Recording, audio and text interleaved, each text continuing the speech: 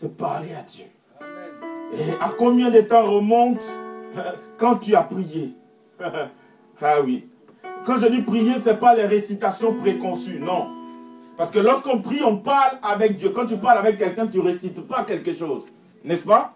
Tu lui dis ce que tu penses, n'est-ce pas? Tu exprimes tes pensées pour qu'il puisse te comprendre. Alléluia. Amen. Donc, je ne peux pas parler à Saturnin et puis je prends un test pour dire je te salue mon frère. Bon, tu vois, vers la fin, tu vas sentir même que ce n'est pas sincère, n'est-ce pas? Mais quand je te parle, je m'adresse à toi, tu sais que c'est pour toi, ces mots sont préparés. Raison pour laquelle, quand on dit de parler avec Dieu, il faut parler avec tes mots. Alléluia. Même si tu ne comprends pas, dans une langue, au moins tu parles une langue. Je bénis Dieu parce qu'au moins, chacun de nous a une langue. Même les enfants ont un langage pour parler. Alléluia. Gloire à Dieu. Mais ce matin, je vais parler de la prière sous une autre forme. Parce que vous savez, la prière, on nous a enseigné, nous, quand on était tout petits chrétiens, que c'est même la respiration du chrétien. Oh, combien de gens sont déjà asphyxiés parce qu'ils ne respirent pas depuis longtemps? Alléluia. Bien-aimés, souvent nous nous attendons à des choses, que Dieu doit réaliser dans notre vie. Mais si nous ne prions pas, nous n'allons pas le voir. Quelqu'un va me dire, mais est-ce que Dieu, il sait tout? Il connaît déjà mon problème. La Bible déclare que Dieu a créé les cieux, il a créé la terre. Mais la Bible dit, le ciel appartient à Dieu et la terre, il l'a donné au Fils des hommes. Est-ce que vous me comprenez? Ça veut dire qu'à toi et à moi, Dieu a donné la terre. Et même Satan, il a été précipité, il lui a donné aussi une partie de la terre. Raison pour laquelle il règne et il domine sur la terre. Donc Dieu a établi des règles et des principes. Dieu peut savoir que tu as un besoin. J'aime bien dire besoin parce que ce n'est pas problème. Nous, enfants de Dieu, on a des besoins. Tu as un besoin de bonne santé quand tu es malade. On ne dit pas que j'ai un problème de santé. Non, ça devient une équation. Alléluia. J'ai un besoin de guérison. Tu as faim. J'ai besoin de... Alléluia. Est-ce que c'est un problème? Non. C'est des besoins. Or, la Bible dit, si nous avons des besoins, faisons connaître nos besoins, tous nos besoins à l'Éternel. Mais est-ce que c'est parce que Dieu ne connaît pas nos besoins? Dieu connaît tout parce qu'il est omniscient. Il connaît même ta pensée. Alléluia. Amen. Mais pour que Dieu puisse intervenir dans ta vie, il a établi une règle qu'on appelle la prière. Parce que Dieu ne peut pas interférer dans les affaires des hommes s'ils ne lui font pas appel. C'est pourquoi la Bible dit, invoque-moi, je te répondrai. Amen. Si toi tu n'invoques pas Dieu, Dieu n'agira pas dans ta situation. C'est comme ça. C'est une règle établie. Et Dieu obéit. C'est pas comme l'autre, le diable, qui lui intervient à tout moment. Non. La Bible dit, dans le livre de Jacques 4, le verset 8, approchez-vous de Dieu et Dieu s'approchera de vous.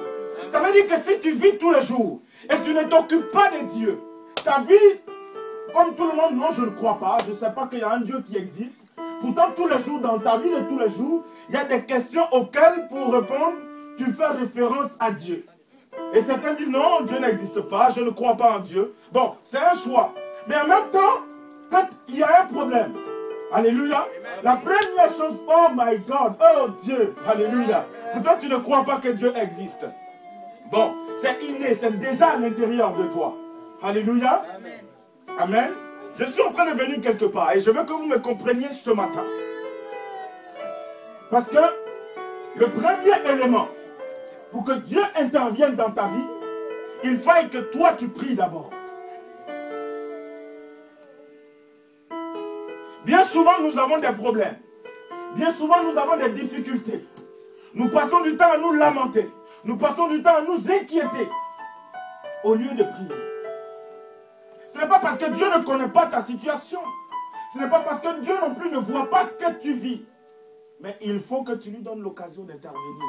Par quel moyen? La prière. Quelqu'un me dit la prière. La prière, ce n'est pas être éloquent. Pour parler un bon français, oui, je t'exalte, je te glorifie, je te... Non. Tu peux lui parler même comme à un ami. Alléluia. Est-ce qu'un enfant ici a peur de parler à son papa? Si Dieu est notre Père. Alléluia. Donc, quelles que soient les circonstances, tu parles avec lui. Amen. Je vais juste vous donner un exemple. Vous savez, nous avons un ennemi. qui s'appelle le diable. Et lorsque nous nous laissons la place, nous lui laissons le champ, ce n'est pas parce que tu ne pries pas, qu'il t'a ravagé hier que demain il ne te ravagera pas. Lui, il continue. Il continue de faire le mal. Parce que la Bible dit qu'il est venu pour détruire, égorger et tuer. C'est-à-dire tuer là, c'est vers la fin. Là, quand il a tout fait avec toi, il te tue. Et c'est fini. Il termine avec toi. Est-ce que vous me comprenez? On peut même égorger quelqu'un et puis il reste vivant. Hein? Alléluia. Hein? J'ai vu quelqu'un, on a essayé de l'égorger. Il y a une grosse cicatrice, mais il n'est pas mort. Mais quand on te tue là, c'est fini. Alléluia. Mais ce matin, j'aimerais que nous prenions conscience de la place que la prière doit avoir dans notre vie.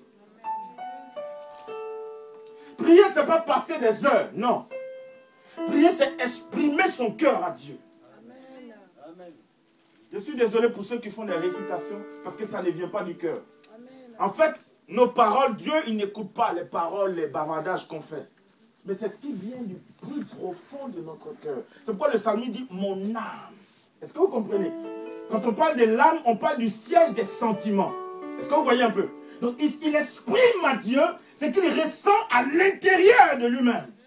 C'est pas comme ici on dit, bon, qui va élever la voix? Et puis tu sais que comme il y a ton voisin, il y a des gens qui t'écoutent, il faut que je fasse une belle prière pour qu'on dise que je parle bien. Ça, ce genre de prière, ça ne monte pas à Dieu. Tu le fais juste pour satisfaire ceux qui sont autour de toi. Mais quand quelqu'un est dans des difficultés, a des soucis, vraiment au point que tu ne saches même pas placer un mot sur ce que tu vas dire.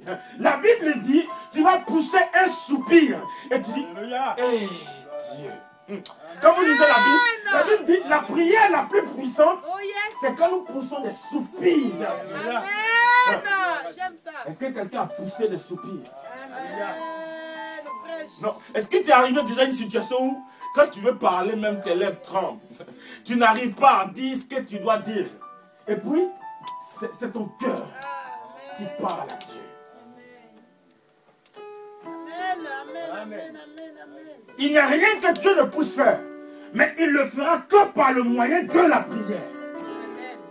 Vous savez pourquoi la prière est combattue? C'est pour cela que tu vas regarder la télé des heures et des heures. Mais dès que tu vas commencer à prier 2 minutes, il est 23 h. Quand tu te réveilles, il est 6 h du matin. Tu n'as même pas fini ta phrase. Est-ce que quelqu'un m'entend ici? C'est parce que c'est important. Je veux parler à quelqu'un. Tout ne s'obtient pas à la prière. Je vais donner un exemple d'une histoire dans la Bible que nous connaissons certainement. Je vais tirer quelques points parce qu'aujourd'hui on n'a pas assez de temps. Il y a des gens qui nous font la pression, ils veulent faire une projection dans la salle. Bon, je vais adresser un mail au gérant quand même. On a un contrat ici. Il ne faut pas qu'on nous fasse la pression pour des choses comme ça. Tant qu'on est dans notre temps. Alléluia. Prends ta Bible dans le livre des Actes, le chapitre 12. Je vais te lire un texte rapidement. Actes chapitre 12. Hein? Ceux qui n'ont pas de Bible, levez la main, on va vous donner des Bibles. Alléluia. Amen. Vous n'avez pas de Bible, voilà.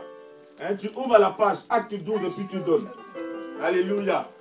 Je bénis le Seigneur parce que nous avons la visite du papa de notre frère aujourd'hui, Saturnin Bozois. Le papa Bozois même est là. Il va se tenir debout, on acclame le Seigneur. Alléluia. Il est arrivé hier d'Abidjan. Amen. Gloire à Dieu. Que Dieu te bénisse, papa. Amen. Gloire au Seigneur. Et nous avons une sœur aussi qui nous rend visite. Elle vient d'une ville de la France qui s'appelle Romans. Alléluia. Je ne suis jamais allé, mais je sais que c'est très loin. Elle s'appelle Marie. On acclame Jésus pour sa vie. Alléluia. Gloire à Dieu. Amen. Que Dieu vous bénisse. Alléluia. Et comme je disais, on va prendre Acte, le chapitre 12, à partir du verset 1 jusqu'au verset 18. C'est suffisamment long. Amen. Et je crois que je vais faire la lecture moi-même. Écoutez très bien. La Bible dit, vers ce temps, le roi Hérode porta la main sur quelques membres de l'église. Écoutez très bien. Pour les maltraiter. Il fit mourir par l'épée Jacques, frère des gens. Voyant que cela était agréable aux Juifs, il fit en outre arrêter Pierre. C'était pendant les jours des pains sans levain. Après l'avoir saisi et jeté en prison, il est mis sur la surveillance de 4 escouades, de 4 soldats chacune. Lorsqu'on parle d'escouades, on parle de 4 personnes. Alléluia. Donc 4 groupes de 4 soldats étaient autour de lui. Donc 16 soldats pour lui seul. Alléluia. Et avec l'intention de le faire comparaître devant le peuple après la Pâque. Ça veut dire que lui-même, il savait que son sort était déjà scellé. Puisque, après la mort de Jésus, il venait de recevoir le Saint-Esprit, ils ont commencé à faire des miracles. Et il y a des gens qui n'aimaient pas ça. Et donc, vous savez, les hommes politiques, quoi qu'ils soient justes ou pas justes, tout ce qu'ils font, c'est pour faire plaisir à leur électorat. Donc, qu'est-ce qui se passe? Les gens étaient tellement contents parce qu'on tuait des personnes, amen, et devant le peuple, et c'est ce peuple-là qui va le juger. On dit, va le comparer devant le peuple. Donc après, comme ils ont fait avec Jésus, on va dire, on le tue, on ne le tue pas. Le peuple va crier, tuez-le. Et lui-même, il sait pertinemment que ce peuple-là, devant lui, il n'aura pas de parole. Alléluia. Amen. Gloire à Dieu. Amen. Donc j'étais en train de dire, par la grâce du Seigneur, dans la lecture, que on devait le faire comparaître le lendemain. Alléluia. Amen. Et la Bible dit, Pierre était donc gardé dans la prison. Et après on dit, sans relâche, souligne bien ça, sans relâche, la prière montait de l'église vers Dieu pour lui. Sans relâche, la prière montait de l'église vers Dieu pour lui. Verset 6. Hérode allait le faire comparaître cette nuit-là. Pierre, lié des deux chaînes, dormait entre deux soldats et des sentinelles devant la porte gardaient la prison. Et voici qu'un ange du Seigneur survint et qu'une lumière brilla dans la cellule. L'ange réveilla Pierre en le frappant au côté, puis il dit, lève-toi promptement. Les chaînes tombèrent de ses mains, et l'ange lui dit, mets ta ceinture et attache tes sandales. Et il le fit ainsi. L'ange lui dit, enveloppe-toi de ton manteau, suis-moi.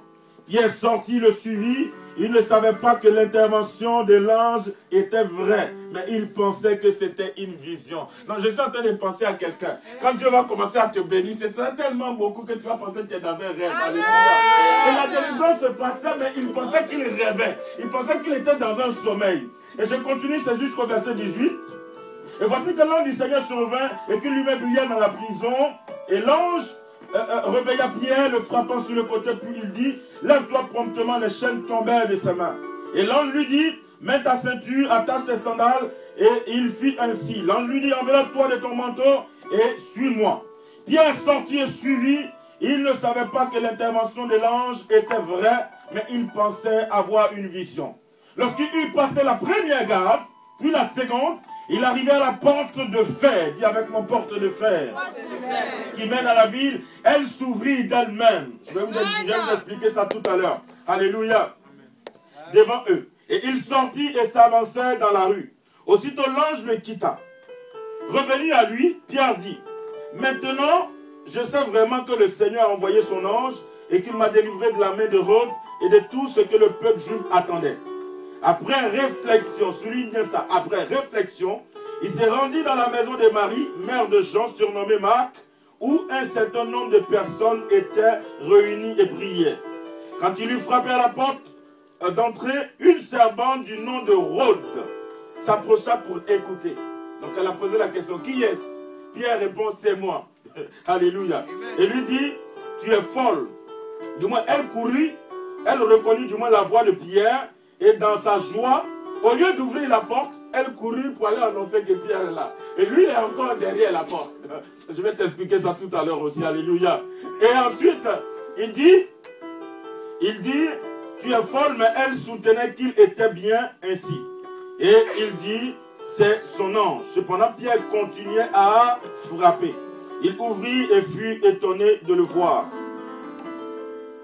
De la main, il leur fit signe de se taire, leur racontant comment le Seigneur l'avait fait sortir de la prison et dit, annoncez-le à Jacques et aux frères.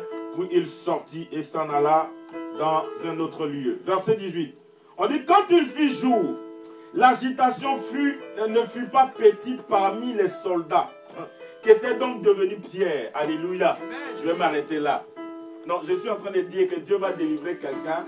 Et au milieu de ses ennemis, il va y avoir de l'agitation. Alléluia. Il était en prison, son sort était scellé. Mais quand il a été libéré, ses ennemis étaient agités. Mais je vous explique très rapidement. La Bible nous parle de la venue du Saint-Esprit. Quand Jésus était mort, les gens ont reçu le Saint-Esprit, ils ont commencé à guérir les malades, faire marcher les paralytiques et tout ça. Et il y avait de le mettre au milieu du peuple parce que plusieurs ont commencé à croire à leur message. Alors,